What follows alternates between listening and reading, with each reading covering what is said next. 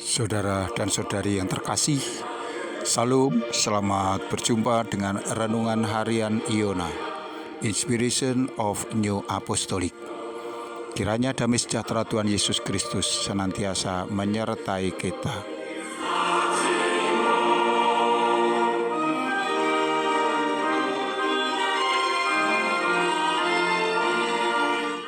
Kita akan membaca firman Tuhan yang tertulis di dalam Injil Yohanes pasal 12 ayat 1 sampai dengan 8. Yesus diurapi di Betania. 6 hari sebelum Paskah, Yesus datang ke Betania, tempat tinggal Lazarus yang dibangkitkan Yesus dari antara orang mati. Di situ diadakan perjamuan untuk dia, dan Marta melayani. Sedang salah seorang yang turut makan dengan Yesus adalah Lazarus. Maka Maria mengambil setengah kati minyak narwastu murni yang mahal harganya, lalu meminyaki kaki Yesus dan menyekanya dengan rambutnya, dan bau minyak semerbak di seluruh rumah itu. Tetapi Yudas Iskariot, seorang dari murid-murid Yesus yang akan segera menyerahkan dia, berkata, "Mengapa minyak narwastu ini tidak dijual 300 dinar dan uangnya diberikan kepada orang-orang miskin?" Hal itu dikatakannya bukan karena ia memperhatikan nasib orang-orang miskin, melainkan karena ia adalah seorang pencuri.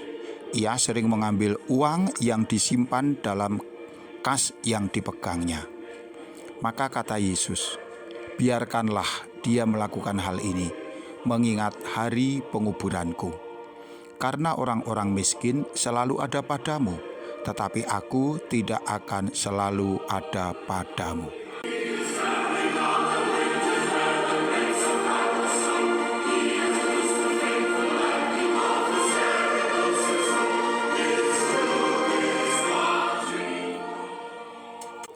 Saudara-saudariku yang terkasih, kita pasti masih ingat bagaimana Tuhan Yesus melakukan sebuah mukjizat di dalam keluarga Maria, Marta, dan Lazarus. Ketika itu Lazarus sudah mati 4 hari, bahkan sudah dikuburkan. Tuhan dengan kuasanya membangkitkan dia. Dan lihatlah pada pasal 12 ini, Lazarus ikut makan bersama-sama dengan Tuhan Yesus. Ketika itu Tuhan Yesus sedang mengunjungi keluarga ini, Lazarus, Marta, dan Maria. Mereka mengalami sebuah sukacita yang besar karena Tuhan Allah yang mereka kagumi, yang mereka sembah, kini ada begitu dekat di dalam kehidupan mereka. Ini juga menegaskan bahwa kebangkitan Lazarus bukanlah sebuah dongeng, bukanlah sebuah cerita, melainkan kisah yang nyata. Lazarus yang sudah mati kini bahkan bersama-sama dengan Tuhan merayakan sebuah perjamuan, makan bersama. Hal yang sama dilakukan juga oleh Tuhan Yesus Kristus tatkala kebangkitannya. Kita ingat beberapa kali Tuhan Yesus makan bersama-sama dengan para murid setelah kebangkitannya. Meskipun esensi dari dua peristiwa ini berbeda, tetapi kita dapat menyaksikan bahwa kebangkitan dari kematian bukanlah sesuatu yang tidak mungkin terjadi. Apabila itu telah menjadi rencana Tuhan, kehendak Tuhan, maka itu pasti akan dapat terlaksana. Ini juga adalah sebuah penghiburan bagi engkau saya, pengharapan kita akan masa depan.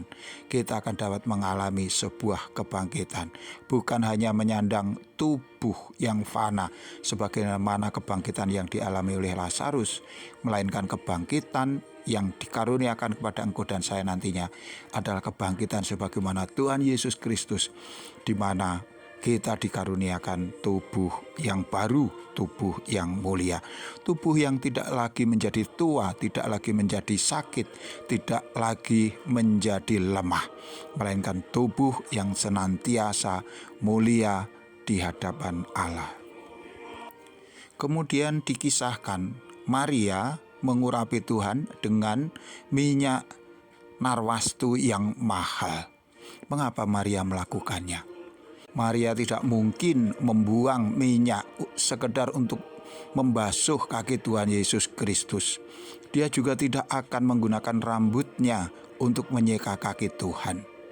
Dia pasti punya keyakinan, punya tujuan. Kita mengerti bagaimana keluarga ini mencintai Tuhan, bagaimana keluarga ini mengalami kasih dan kedekatan Tuhan. Di sana Maria menunjukkan bagaimana ia ingin memuliakan Tuhan.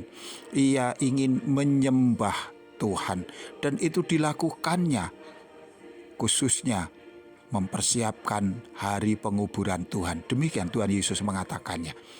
Maria melakukan itu tanpa ada yang memerintah. Itu keluar dari hatinya, keinginannya, ketulusannya. Ia sungguh-sungguh mengasihi Tuhan. Saudara dan saudari yang terkasih, bagaimanakah engkau mengekspresikan kasihmu kepada Allah? Apakah kita melakukannya hanya karena kita diperintah? Ataukah bahkan kita bisa melakukan lebih?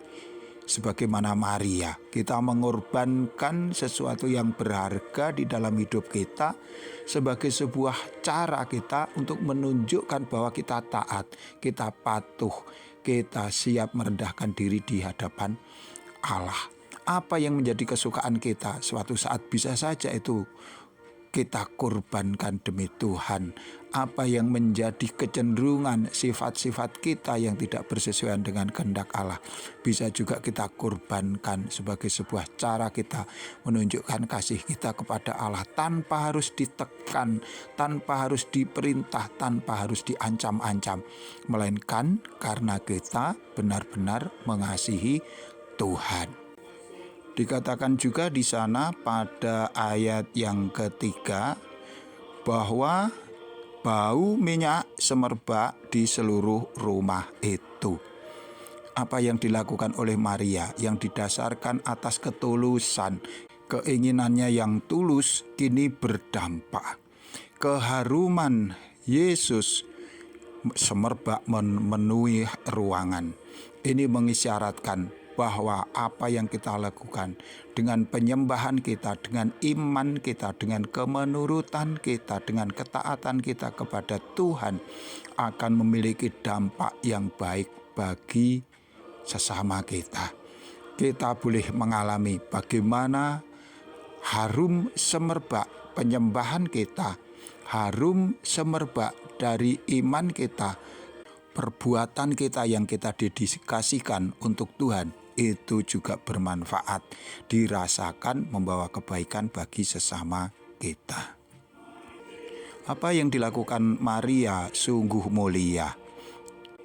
Hal yang berbeda dengan apa yang dilakukan oleh orang-orang Farisi dan ahli Taurat. Mereka orang pintar, mereka menguasai berbagai macam kitab suci, tetapi perbuatan mereka berbeda dengan apa yang mereka ucapkan.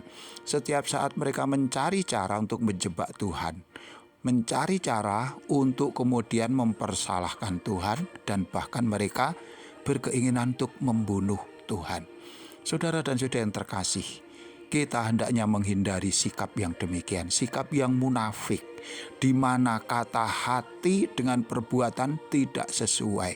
Hatinya busuk, tetapi dibungkus dengan kata-kata manis.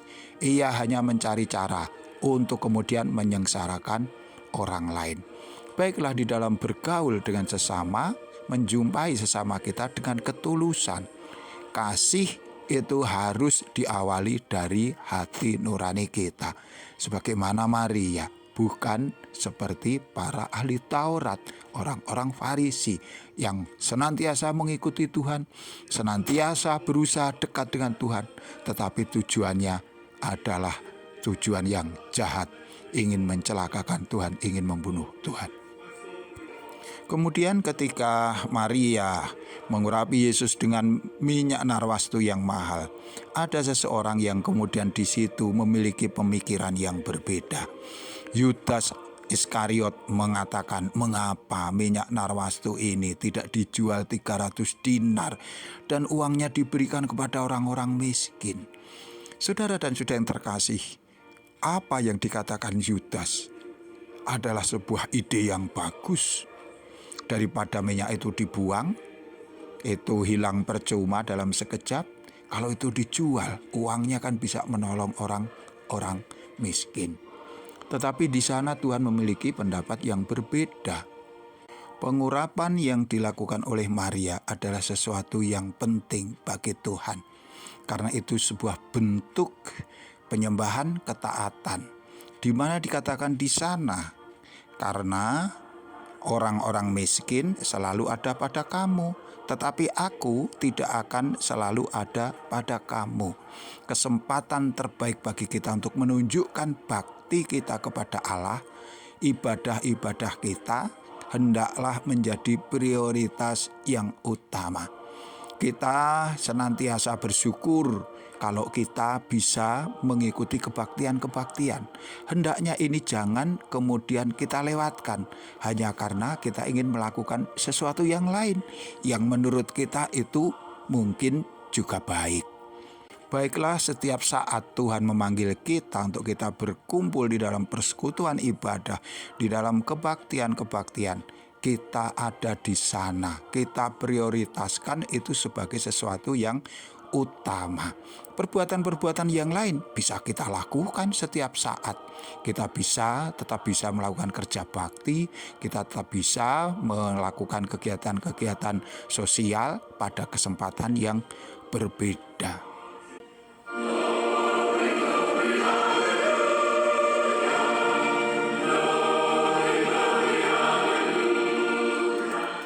Saudara dan saudari yang terkasih, demikian renungan kita kali ini, kiranya dapat membawa kita kepada cara pandang yang benar akan iman kita, untuk kita dapat memiliki senantiasa prioritas untuk menyembah Allah, untuk beribadah kepada Dia sebagai prioritas yang utama. Dengan demikian Tuhan akan memberkati kita, akan menolong kita, dan menjadikan kita patut saat Dia datang menjemput kita. Sampai jumpa. Amin.